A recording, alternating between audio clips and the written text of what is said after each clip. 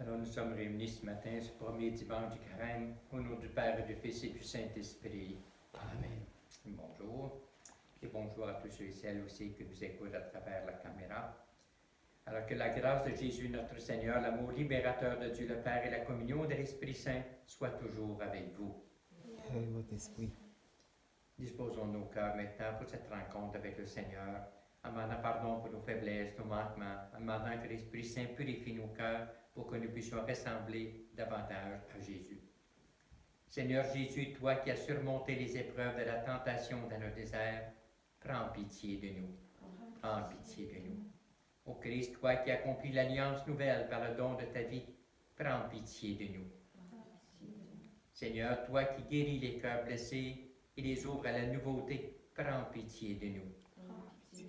Que Dieu Tout-Puissant, dont celle de l'amour nous fasse miséricorde, que nous pardonne nos péchés, nous conduise jusqu'à la vie éternelle. Amen. Prions.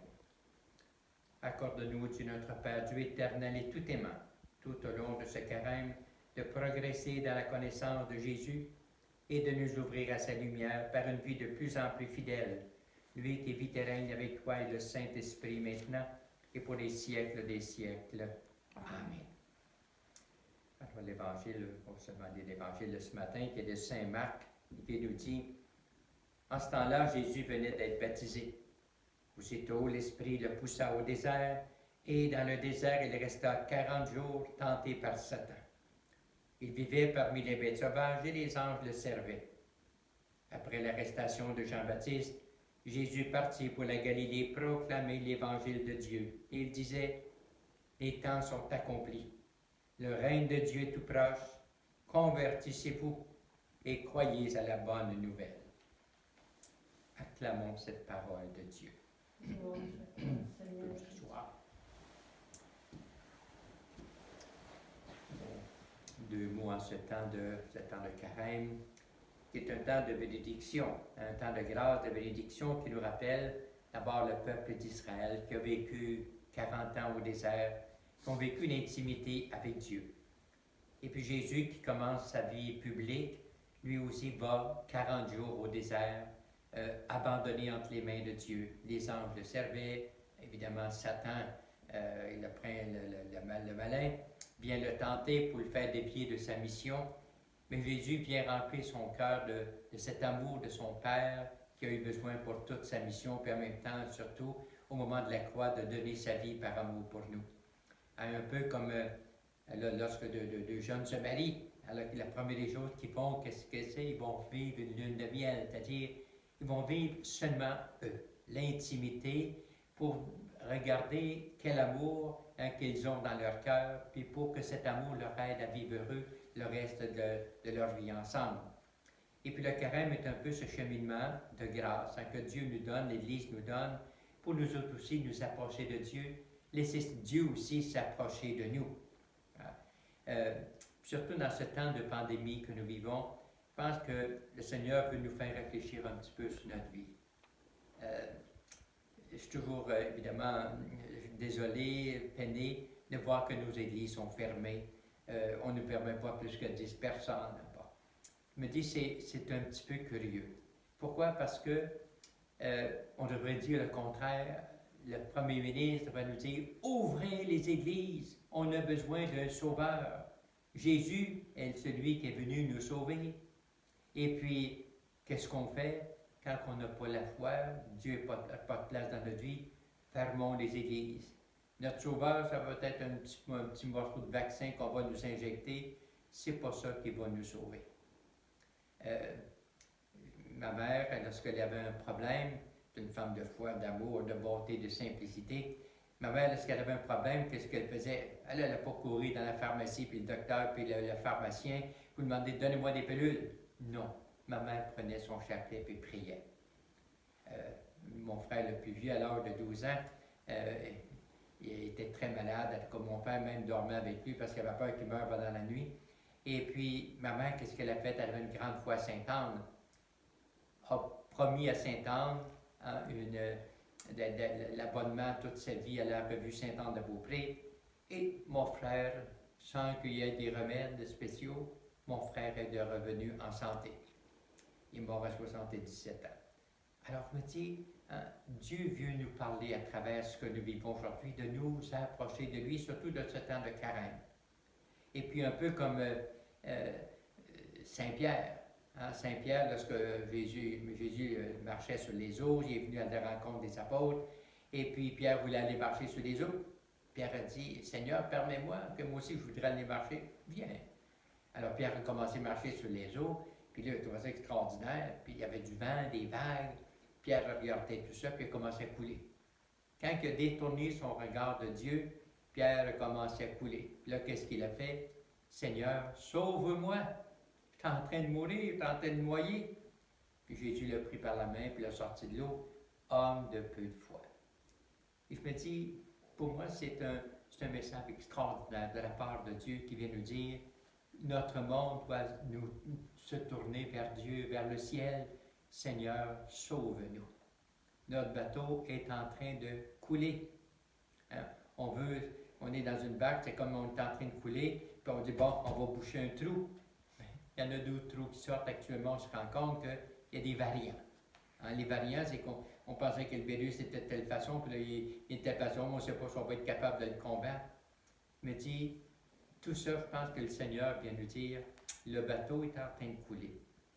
Les apôtres, à un moment donné, il y avait une grande tempête, Jésus dormait, et puis ils l'ont réveillé, ils lui ont dit, Seigneur, ça ne te fait rien, on est en train de mourir, on va tous mourir noyés ici. Puis le Seigneur s'est levé, puis a tendu la main, il s'est fait un grand calme. Alors je me dis, notre monde est agité, on vit des choses épouvantables actuellement. Alors je me dis, notre monde, je pense que c'est un appel à nous ouvrir à Dieu. Quand la grippe espagnole a terminé, le pape est allé à Rome devant un grand crucifix, puis est allé demander au Seigneur de nous sauver. Et la grippe s'est terminée. Le virus a changé, puis il est mort de lui-même. Alors, je me dis, je pense que c'est un appel comme ça. Le pape nous dit, bien, peut-être dans ce temps de carême, peut-être pas juste vous priver de nourriture, privez-vous de tout ce qui nous empêche d'être heureux. Des paroles, des pardons qu'on ne peut pas donner des fois, etc., pour être libre, pour pouvoir laisser Dieu habiter dans notre cœur et vivre aussi de son amour. C'est cette semaine, il y a un petit appareil la NASA a envoyé sur Mars. C'est loin, ça, Mars. Et puis c'est extraordinaire, la technologie humaine d'envoyer un appareil comme ça sur Mars, posé sur Mars. C'est extraordinaire. Mais je me dis, à la place peut-être d'envoyer un appareil comme ça, dépenser tellement d'argent pour voir sur de l'eau sur Mars, qu'il y en a déjà eu, peut-être donner de l'eau ici sur Terre à ceux qui en ont besoin. Donner un peu de présence, d'amour, à manger à ceux qui en ont besoin, au lieu d'aller envoyer sur Mars comme ça. Je trouve cette technologie extraordinaire que l'être humain peut s'arriver à faire des choses comme ça. Et je me dis, autour de nous, au lieu de regarder si loin, regardons autour de nous. Il y a des enfants qui meurent, il y a des enfants qui ont faim, il y a des enfants qui ont orphelins, il y a toutes sortes de souffrances que sur la terre qu'on peut soulager. Me dit, au lieu de regarder au loin, de regarder dans les astres, regardons que Dieu est en train de souffrir dans nos frères et sœurs, surtout les plus petits. Alors c'est peut-être une temps de carême, cet appel-là, de jeûner sur d'autres choses pour donner l'essentiel. Jésus n'a pas juste jeûné pour le plaisir de jeûner, il a jeûné pour devenir davantage le Fils de Dieu, puis prendre les forces qu'il avait besoin pour vivre sa mission. Alors nous autres aussi, peut-être nous approcher davantage de Dieu, que notre monde, que l'Esprit Saint, que la Sainte Vierge Marie, la Sainte Famille Saint-Joseph, viennent nous aider à vivre ce temps de carême, changer notre cœur, changer notre regard, laisser Dieu nous habiter notre monde, puis laisser Dieu aussi nous sauver. C'est un peu comme ça. Alors on va déposer sur la paterne ce matin notre monde qui a tellement besoin d'être sauvé par Dieu, puis qu'on voit Dieu nous laisse libre. Si on veut faire le bien, on va faire le bien. Si on veut faire le mal, si on veut ignorer Dieu, on est indifférent à Dieu malheureusement. Alors Dieu nous respecte. Alors c'est bien malheureux parce qu'on court à notre perte. Alors déposons sur la paterne ce matin notre monde pour que comme ce pain va devenir le corps du Christ, que notre monde puisse davantage ressembler à Dieu et arriver à aimer comme lui. Oui, tu es béni Seigneur, Dieu de l'univers, toi qui nous donnes ce pain, fruit de la terre et du travail de nos mains. Nous te le présentons, il deviendra le pain de la vie. Béni soit Dieu, maintenant et toujours. Et comme cette eau se mêle au vin, pour le sacrement de l'Alliance, puissions-nous être unis à la divinité de celui qui a pris notre humanité. Oui, tu es béni, Seigneur, Dieu de l'univers, toi qui nous donnes ce vin, fruit de la vigne et du travail de nos mains. Nous te le présentons, il deviendra le vin du royaume éternel. Béni soit Dieu, maintenant et toujours. Humbles et pauvres, nous te supplions, Seigneur, accueille-nous, et que notre sacrifice à ce jour trouve grâce devant toi. Et nous prions ensemble au moment d'offrir ce sacrifice de toute l'Église. Avec cette Eucharistie, Seigneur, notre Dieu et Père, nous commençons notre marche vers Pâques. Fais que nos cœurs correspondent vraiment à nos offrandes, et nous te le demandons par Jésus le Christ, notre Seigneur. Amen. Le Seigneur soit avec vous. Et avec votre esprit. Élevons notre cœur. Nous le donnons vers le Seigneur. Et pour ce salut qui nous est offert en Jésus, rendons grâce au Seigneur notre Dieu. Cela est juste et bon. Vraiment, il est juste et bon de te rendre gloire, de t'offrir notre action de grâce, toujours et en tout lieu. À toi, Père très saint, Dieu éternel et tout aimant, par le Christ notre Seigneur. En jeûnant 40 jours au désert, Jésus consacrait le temps du carême. Lorsqu'il déjouait les pièges du tentateur, il nous apprenait à résister au péché pour célébrer d'un cœur pur le mystère pascal et parvenir enfin à la Pâque éternelle. C'est pourquoi avec les anges et tous les saints, nous proclamons ta gloire en disant « Saint, Saint, Saint, le Seigneur, Dieu de l'univers. Le ciel et la terre sont remplis de ta gloire. Hosanna au plus haut des cieux. Béni soit celui qui vient au nom du Seigneur. Hosanna au plus haut des cieux. » Dieu notre Père, toi qui es vraiment saint, toi qui es la source de toute sainteté, Seigneur, nous te prions. Envoie ton Esprit Saint, afin qu'il sanctifie ces offrandes et que ce pain et ce vin deviennent pour nous le corps et le sang de Jésus, le Christ, notre Seigneur. Lui qui, au moment d'être livré, de donner sa vie par amour pour nous, il prit le pain. Il te rendit grâce à toi, son Père. Il partagea le pain à ses amis en leur disant, « Prenez et mangez-en tous. Ceci est mon corps livré pour vous. »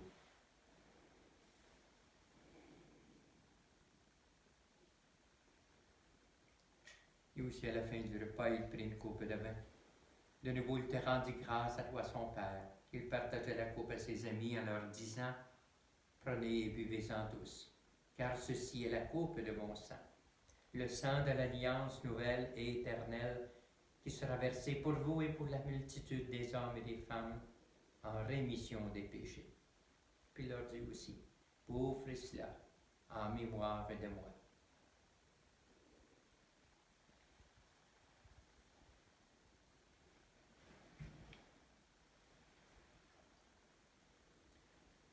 Il est grand, ce mystère de notre foi. Nous proclamons ta mort, Seigneur Jésus. Nous célébrons ta résurrection et nous attendons ta venue dans la gloire. Et nous faisons aussi mémoire de la mort, de la résurrection de Jésus. Et nous t'offrons, Seigneur, Dieu notre Père, le pain de la vie, la coupe du salut, et nous te rendons grâce quand tu as fait de nous tes propres enfants. Nous te demandons maintenant qu'en ayant part au corps et au sang du Christ, nous soyons un jour tous rassemblés par l'Esprit Saint pour vivre la joie et le bonheur éternel. Souviens-toi aussi, Seigneur, de ton Église, répandue à travers le monde. Fais-la grandir dans ta charité avec le Père François, notre évêque chrétien, tous ceux et celles qui ont la charge de ton peuple. Et sur nous tous ici réunis, nous implorons ta bonté. Permets qu'avec Marie, la mère de Jésus, notre mère, Saint Joseph, les apôtres, les saints et les saintes de tous les temps qui ont vécu dans ton amitié, nous ayons part à la vie éternelle et que nous chantions ta louange par Jésus le Christ, ton Fils bien-aimé. Par lui, avec lui et en lui, à toi, Dieu le Père Tout-Puissant, dans l'unité du Saint-Esprit, tout honneur et toute gloire pour les siècles des siècles. Amen. Et et tous unis dans la foi, cette présence, cet amour de Jésus, adressons-nous à Dieu notre Père en disant, Notre Père, qui es aux cieux, que ton nom soit sanctifié, que ton règne vienne, que ta volonté soit faite sur la terre comme au ciel. Donnez-nous aujourd'hui notre pain de ce jour. Pardonnez-nous nos offenses, comme nous pardonnons aussi à ceux qui nous ont offensés. Et ne nous laisse pas entrer en tentation, mais délivre-nous du mal. Oui, délivre-nous, Seigneur, de tout mal. Donne la paix à notre temps, nos cœurs, nos familles. Par ta miséricorde, libère-nous du péché. Rassure-nous devant les épreuves en cette vie, nous espérons le bonheur que tu nous promets et l'avènement de Jésus le Christ, notre Sauveur. Car c'est à toi qu'appartiennent le règne, la puissance et la gloire pour les siècles des siècles. Amen. Et que la paix du Seigneur soit toujours avec vous. Avec votre esprit. Agneau de Dieu, qui enlève le péché du monde, prends pitié de nous. Agneau de Dieu, qui enlève le péché du monde, prends pitié de nous. Agneau de Dieu, qui enlève le péché du monde, donne-nous la paix. Et nous sommes heureux, nous autres aussi, ce matin, de pouvoir accueillir en celui qui nous a tant aimés, qui a accepté de souffrir et de donner sa vie par amour pour nous, pour faire de nous les enfants aimés de Dieu. Accueillons-le en lui disant, Seigneur, je ne suis pas digne de te recevoir, mais dis seulement une parole et je serai guéri.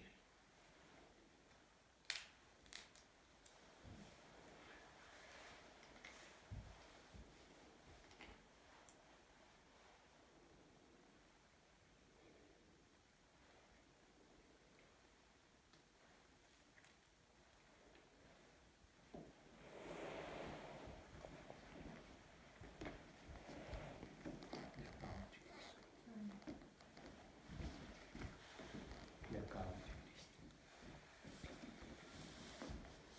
Le corps du Christ.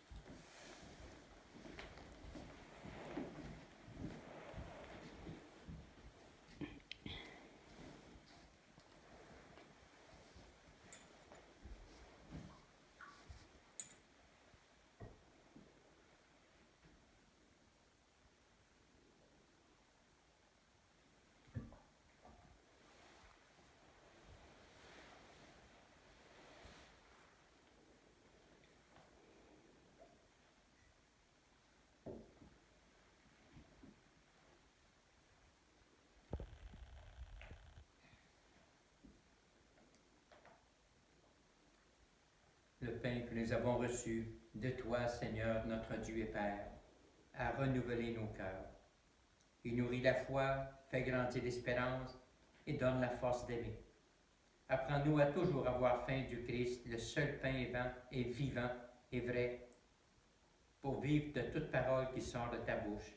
Et nous te le demandons par Jésus le Christ, notre Seigneur. Amen. Le Seigneur soit avec vous. Avec votre esprit. Que Dieu Tout-Puissant vienne vous bénir et bénir vos familles, le Père, le Fils et le Saint-Esprit. Amen. Alors, bonne journée, bonne semaine, et allons dans la paix du Christ. Nous rendons grâce à Dieu.